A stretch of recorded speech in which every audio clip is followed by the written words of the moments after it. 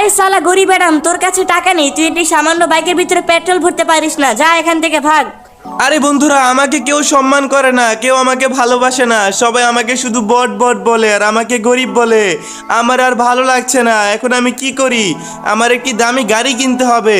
আরে বন্ধুরা, সামনে একটি গাড়ি ট্রাক দেখতে পাচ্ছি, এটার ভিতরে নিশ্চয়ই একটি দামি গাড়ি রয়েছে। তো চলো এখন আমরা দেখবো এই গাড়ির ভিতরে কি রয়েছে। তার আগে তোমরা অবশ্যই চ্যানেলটি সাবস্ক্রাইব করে দিবে।